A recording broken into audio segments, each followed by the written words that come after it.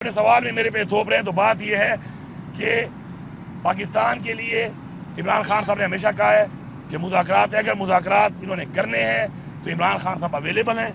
انہیں ایک دفعہ عمران خان صاحب ایک لائن دے دیتے ہیں، اس کے بعد ہمارے اوپر اس پہ کمنٹ لینے کی ضرورت اس لیے نہیں ہے کہ ہم نے اسی کو فالو کرنا ہے۔ ٹھیک ہے جی،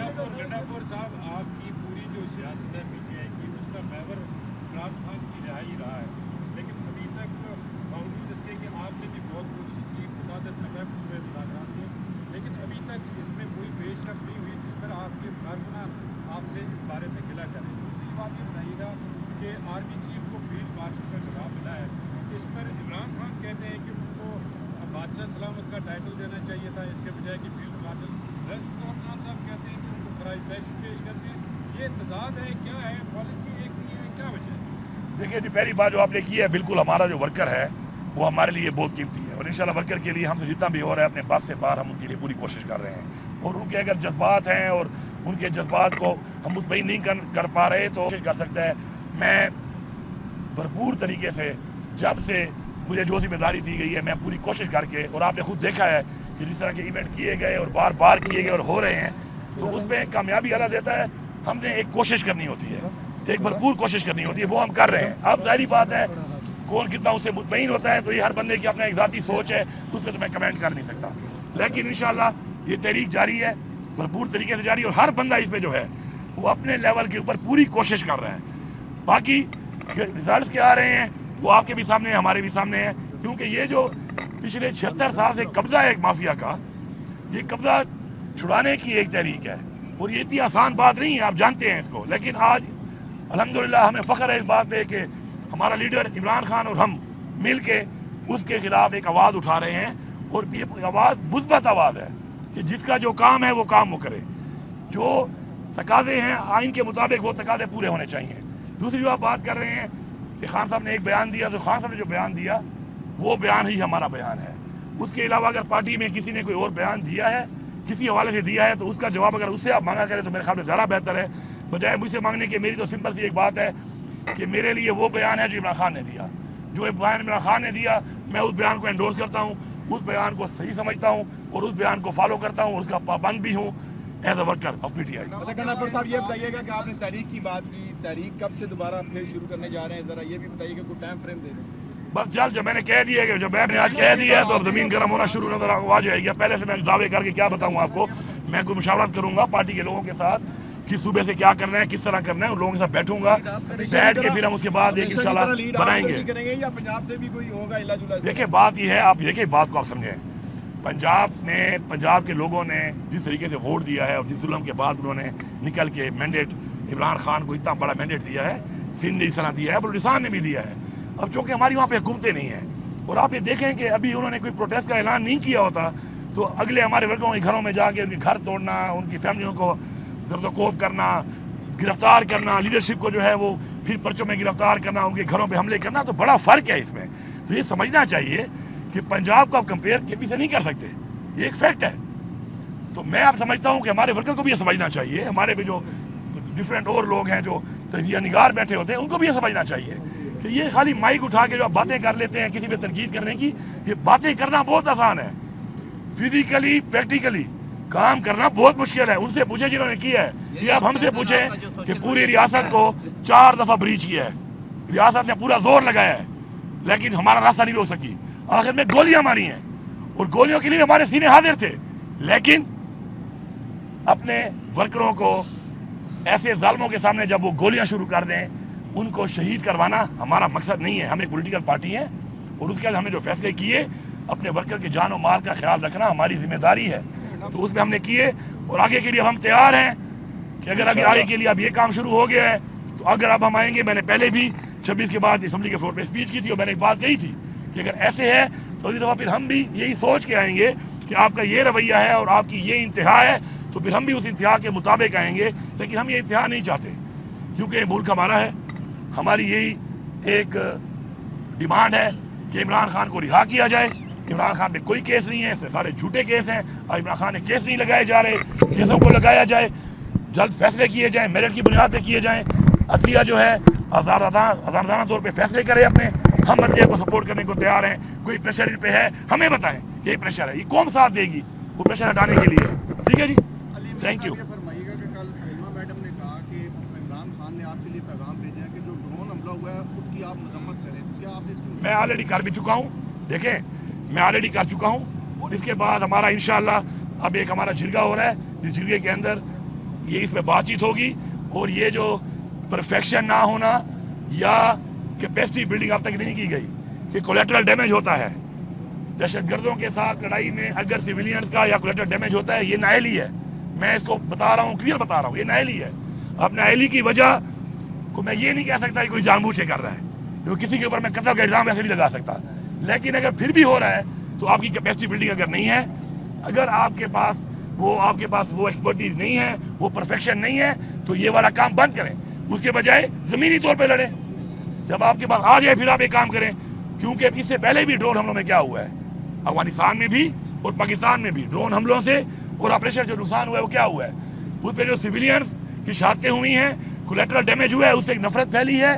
اور جن کی فیملیز کا یہ ہوا ہے ان کے لوگ بھی جو دہشت گرد نہیں تھے, جو کہ ایکسٹریمسٹ نہیں تھے, وہ بھی بدلہ لینے کے لیے ان کو جوائن کر لیتے ہیں, یا فزیکلی اور یا ایز فیسیلیٹیٹر بن جاتے ہیں وہ. تو ان دونوں چیزوں کو دیکھنا پڑے گا. اس پہ ہماری ان سے بات بھی ہوئی ہے اور انشاءاللہ ہمارے ایک جرگہ ہونے والا ہے, اس کے اندر اس پہ واضح اوپن ایک پالیسی جو ہے بتائی جائے گی. بجٹ آنے والا سر, خان صاحب کے ساتھ بجٹ پہ کوئی بات ہوئی آپ کی, اور کے پی کے جو لوگ ہیں وہاں ان کو خوشخبری دینے جا رہے ہیں بجٹ میں؟ دیکھیں بجٹ ہمارا انشاءاللہ بڑا تاریخی بجٹ ہوگا, جب آئے گا تو اس کے بعد بھی بات کریں گے. لیکن ایک بات بڑی کلیئر ہے, میں میڈیا کے اس حوالے سے بات کرنا چاہ رہا ہوں کہ کچھ چیزیں ہیں کہ جو میڈیا پرسیپشن بڑی غلط بنا لیتا ہے, لوگ بھی بنا لیتے ہیں اسے, پھر میڈیا لوگوں کو دکھاتا ہے, ظاہری بات ہے. دیکھیں بڑی کلیئرٹی ہے الحمدللہ. صوبے کے اندر جب ہماری حکومت آئی 18 دن کی تنخواہ نہیں تھی, 64 ارب روپے تقریباً ہماری مہینے کی تنخواہ ہے. تو 18 دن کی تنخواہ نہ ہونے والے صوبے میں آج ماشاءاللہ 250 ارب کا سرپلس ہے. اور ساتھ یہ بھی ہے, یہ نہیں کہ ہم نے پیسہ نہیں لگایا, ہم نے اپنی ڈیولپمنٹ میں پہلی دفعہ پاکستان کی تاریخ میں 120 ارب روپے کا ڈیولپمنٹ کا ریلیز تھا ایلوکیشن, ہم نے اے ڈی بی پلس دے کر 153 ارب دیے. اس طرح 50 ارب کا ہم نے ڈومنٹ فنڈ پہلی دفعہ بنایا کہ جس کے اندر ہم اپنا قرضہ اتاریں گے. آپ کے سامنے ہم نے جو ریلیف دیے ہیں رمضان کے اندر لوگوں کو, 10 لاکھ فیملیوں کو, وہ بھی آپ کے سامنے ہے. ٹھیک ہے, 36 ارب روپیہ صحت کارڈ کا ہم دے رہے ہیں, دوبارہ ہم نے شروع کیا ہے. اب صحت کارڈ میں ہمارے وہ والی چیزیں ہم نے ڈالی ہیں کہ جو دنیا میں کہیں نہیں ہے, وہ بھی ہم نے ڈال دی ہے. جس میں ہمارے لیور ٹرانسپلانٹ ہے, کڈنی ٹرانسپلانٹ, آپ کا بون میرو کا ٹرانسپلانٹ, اس کے ساتھ ساتھ ان پلانٹ جو ہے بچوں کا, اب مزید بھی ہم اس کو ایکسپینڈ کر رہے ہیں. اسی طرح ہمارے جو سولر کی اسکیم ہے, جو ہم سولر دے رہے ہیں تقریباً 2.5 لاکھ لوگوں کو, جس میں 1.5 لاکھ لوگوں کو تقریباً فری میں دیں گے, اور کچھ کو ہم آسانی ساتھ پہ 50% گورنمنٹ اور 50% اس پہ بنیاد پہ دیں گے. اس طرح کے فلاحی کام بھی ہم نے بے انتہا شروع کیے ہوئے ہیں. اب میں یہ کہتا ہوں کہ آپ لوگ, اب یہ 40 ارب روپے کا اسکیم آیا ہوا ہے, میں حیران ہوتا ہوں. ایک تو پچھلی گورنمنٹ کا ٹائم, نمبر 1 ہمارا کام ہی اسے نہیں ہے. دوسرا اس کے بعد A G office, federal government, provincial government کا ہی کام نہیں ہے, اور دکھایا ایسے جا رہے جیسے پتہ نہیں میں نے کچھ کیا ہو یا میری اس حکومت نے کچھ کیا ہو. اور مزے کی بات یہ ہے کہ مجھے تو فائدہ ہو رہا ہے, اللہ کرے یہ 40 ارب نہ ہو, یہ 400 ارب ہو, کیونکہ جتنا پیسہ ریکور ہو رہا ہے یہ میرے اکاؤنٹ میں, میرے صوبے کو ملنا ہے اب.